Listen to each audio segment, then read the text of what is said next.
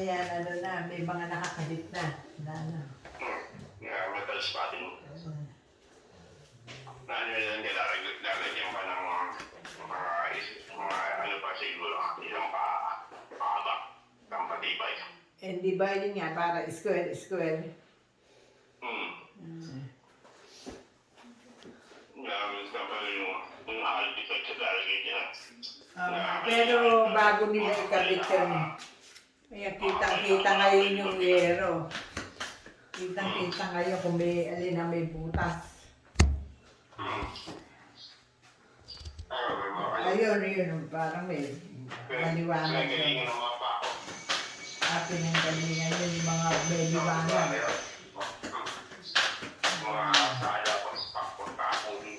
Kaya ang mangyayari niyan, pag nilagay yung bubong, makikita nyo ngayon dahil yung kesame hindi pa nakakabit, di ba? Makikita nyo kung may palitan. Hindi pa nila ikakabit yung lahulin yung ano.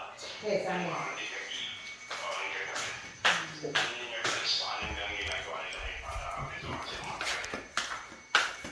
Siyempre, pagka halak na lang.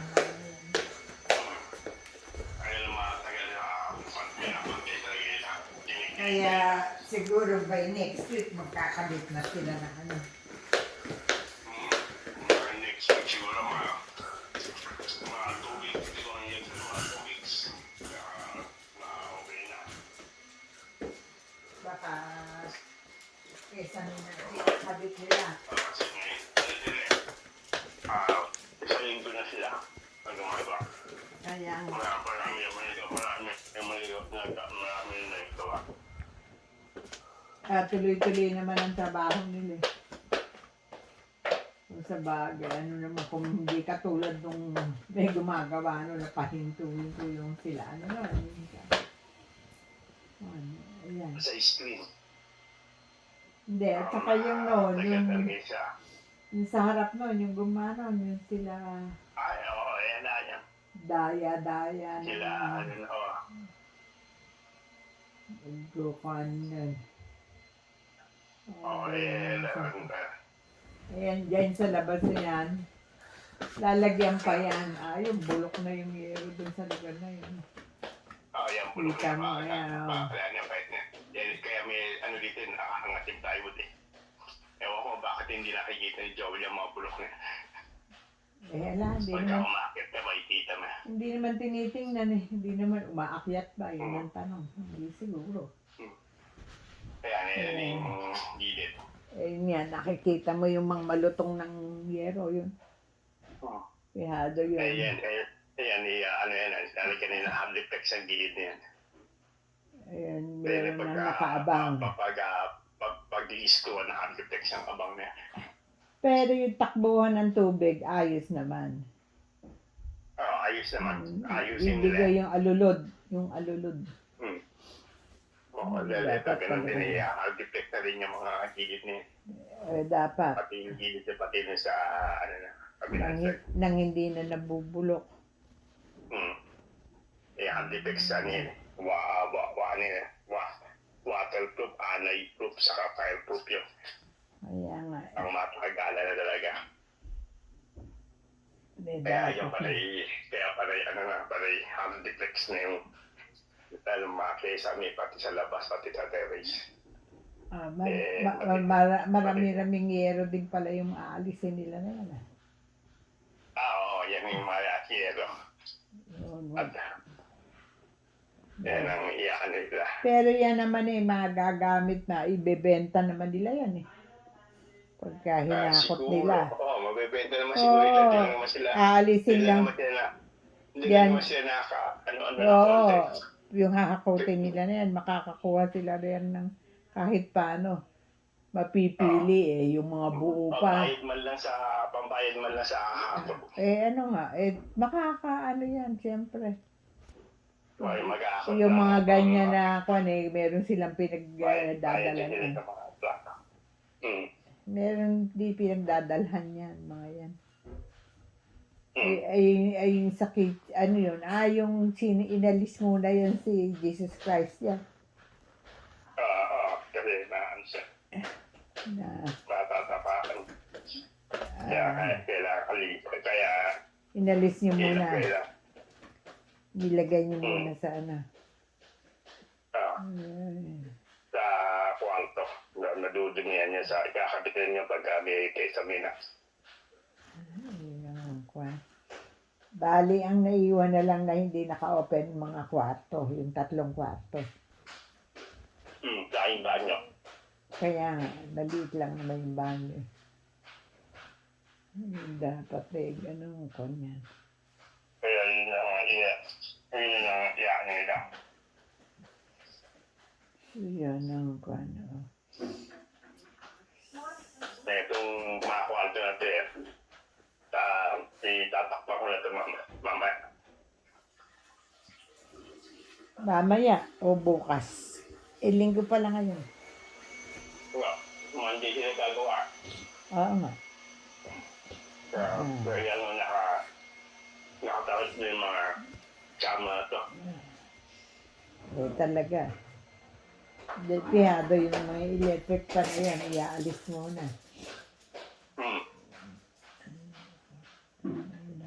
Nakikita Kaya ngayon. ano mo yung mga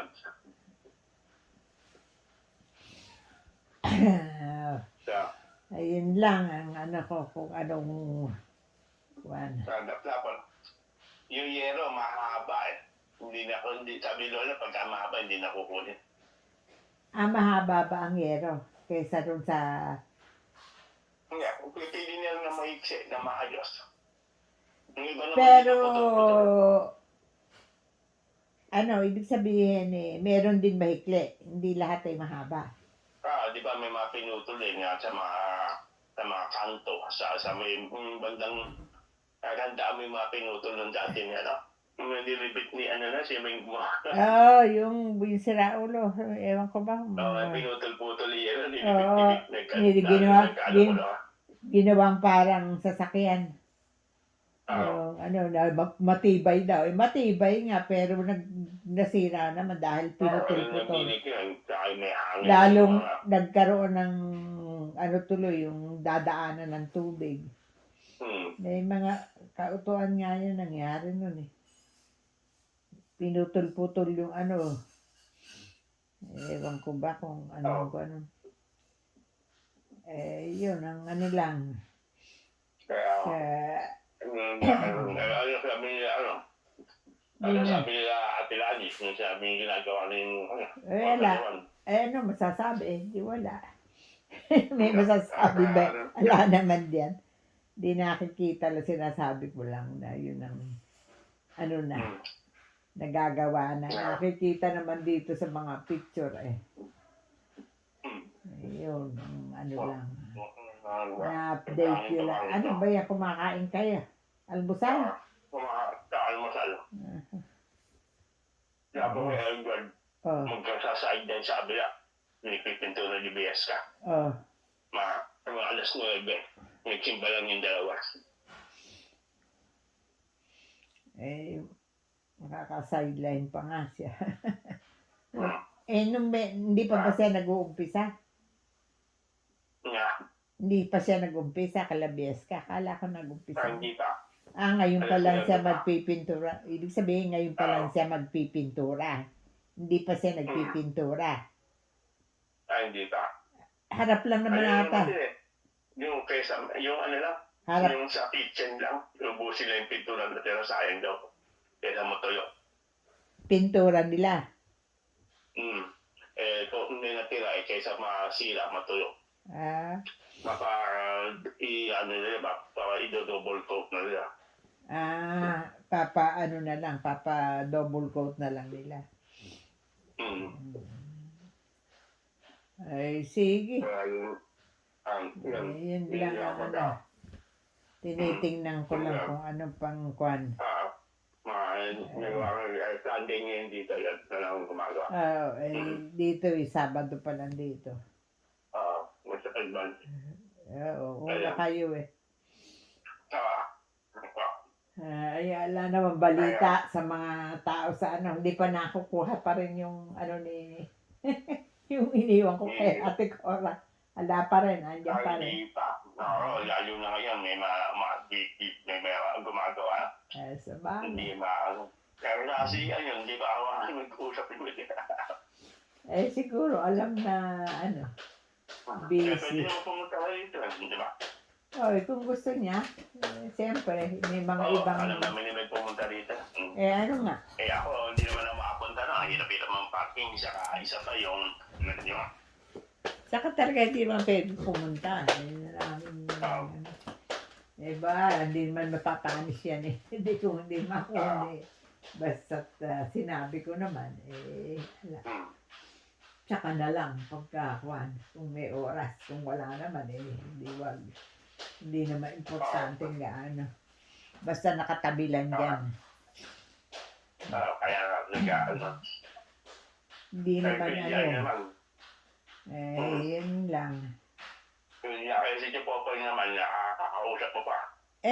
Bihira. Wala rin, bihira. Nag-ausap naman kung kailan na siguro may 2 linggo na siguro ngayon. Wala.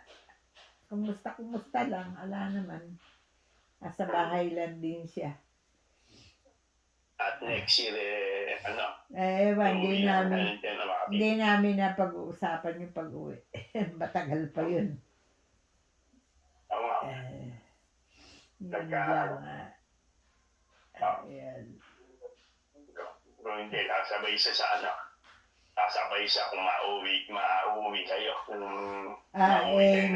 Hindi naman siguro January o ano.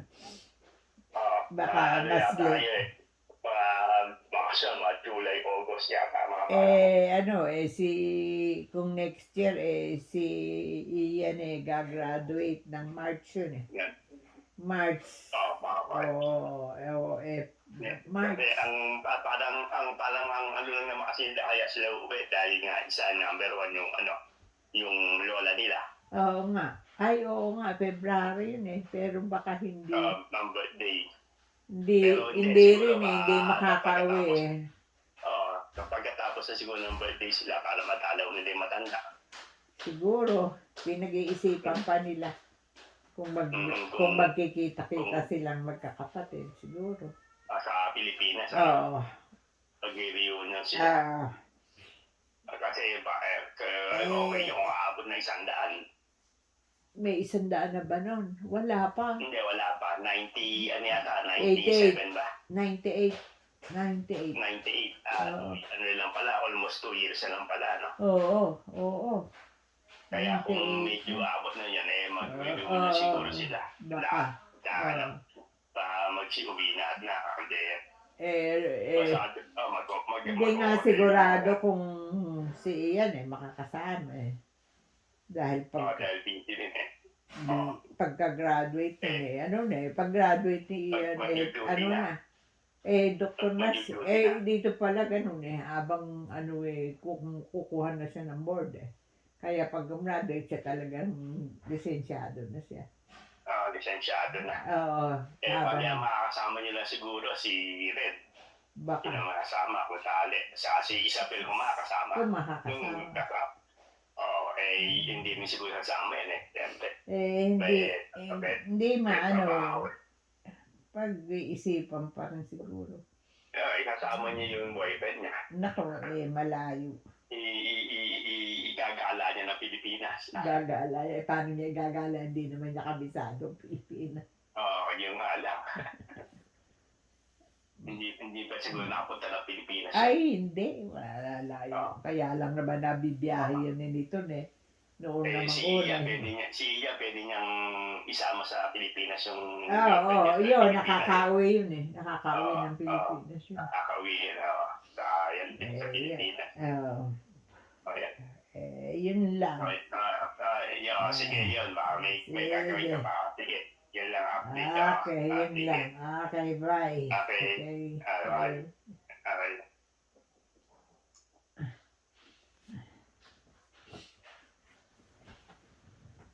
Ang tanging